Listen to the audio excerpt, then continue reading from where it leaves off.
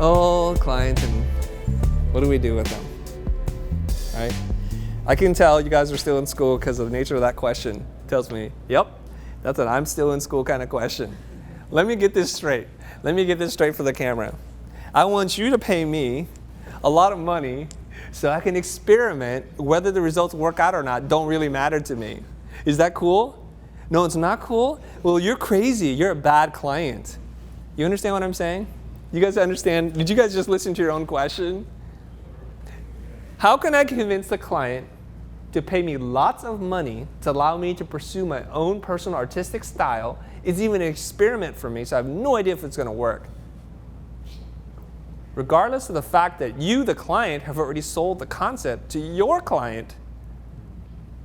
So we don't really care if you get embarrassed and present something that has no meaning to you or your client. It's really about me, right? That's the Jan Brady thing, you know. It's like, Marsha, Marsha, Marsha, Marsha. It's always about Marsha, right? So is this really about you? So here's the thing.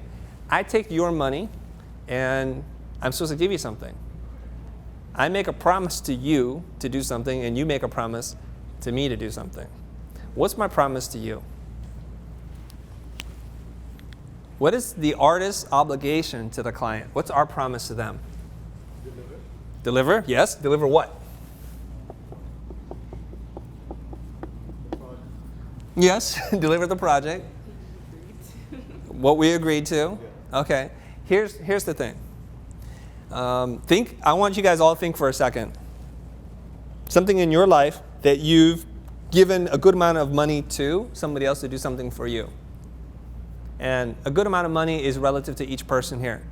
If you're loaded, then it would be like buying a car or something, whatever it is. Something that was a big decision for you. It could be a haircut. It doesn't really matter.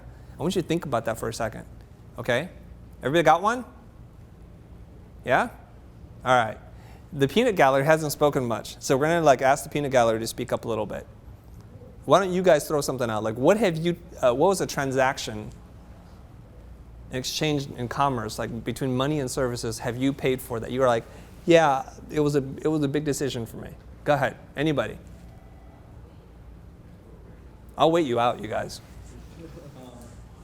Wait, Gus, you already spoke. I like you, Gus. I'll come back to you. You're kind of like the only vocal person in the peanut gallery. Go ahead, what is it? Like printing stuff, for example, I went to a printer shop. Printer? Personal local printing shop and Like business cards or something? something like that. Okay, so you went to a local print shop, business cards. What was the dollar amount? How much was it? Like 80, I guess. $80? Okay, all right, okay. And so you had certain expectations, right? Yeah. That the quality was going to be good, cards were trimmed correctly, and that the colors were right, and there weren't mistakes, and it was delivered on time. You expected those things. Now, let's try to filter this through the creative brain. You give me $80. What's your name? Dino? Dino? Yeah. Dino. Hey, Dino, we're trying this new kind of aqueous printing technique, and it's actually not even business cards, they're actually circles. Can we just do that? And instead of your name, because I think it's like an ugly logo, I just created a new name for you. Is that cool? Is that cool? No. You see how crazy you guys sound? Anybody not agree with me yet? This is this kind of us drinking the Kool-Aid. It's like the human centipede thing. It's just this big giant masturbation circle. It's horrible. Okay? All right. We should make a promise. And the promise is to hold, okay? To hold the client's needs above yours. Does that make sense? It hurts you. But you're like, oh, you wounded my inner creative soul. Really? Right? You have to put their needs ahead of yours.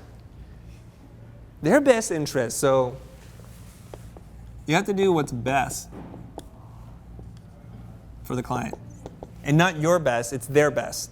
You don't get to define, well, your product's ugly. I'll redesign it. Well, who are you? What if you make a mistake? Who cares? If they make a mistake, it's millions of dollars. Okay? And it's not about aesthetics.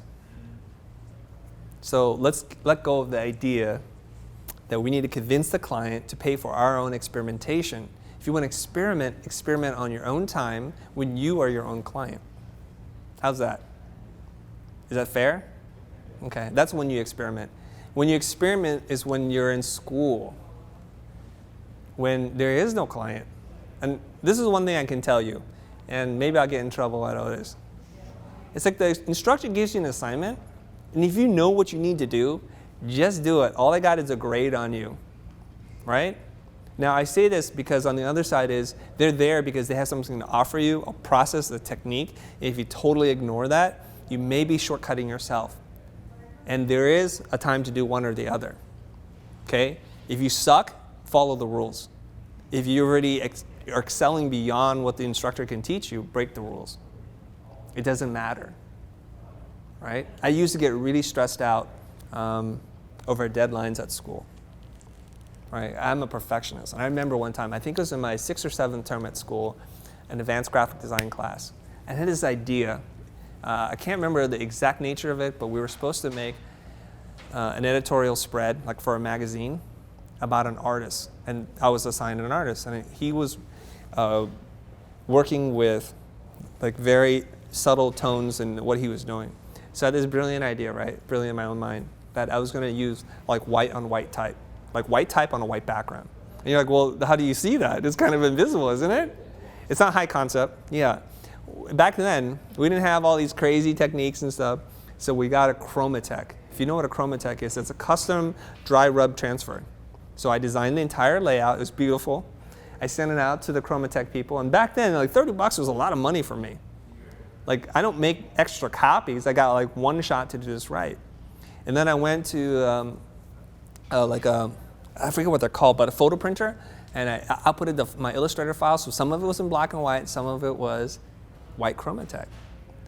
And we're talking about now hours before the class. I mounted the printout, another $30 on foam core, okay? I trimmed it, it's perfect. Like the way Art Center teaches you to trim this, like if you can cut your finger on the edge, it's sharp, that's how good it is, right?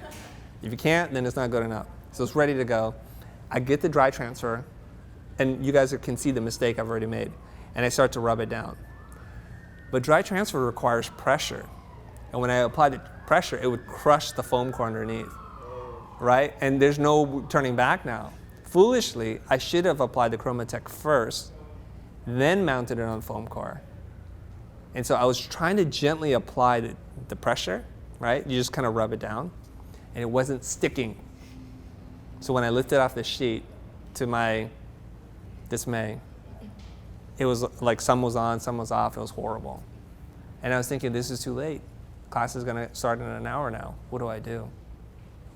And I was stressed out of my mind. The only thing I could tell myself was, nothing you can do now, dude. Just show up to class. Tell the teacher what happened. And I felt like that was a huge learning opportunity for me. That class, that deadline, wasn't really about the teacher's deadline, it was just for me. And I'm here for class to learn. And so I did this thing and I failed. And thankfully my instructor was really good. She had said, it's cool, loved your idea. You learned some things, let's move on. And she didn't fail me or anything. It was all fine. So from that point forward, I learned a valuable lesson about my own timeline and my own deadlines and getting what you need out of the experience, okay? So in your school, think about that. I hope that was clear. It's not, that's the best story I got. Okay, that's our 3 questions. You guys want to do a little rapid fire? You want to walk around? What do you want to do? Stretch your legs. Yeah, stand up. Stand up, dude. Stretch your leg, man. Yeah, there's a lot of you guys in there. It's like a Tokyo subway over there.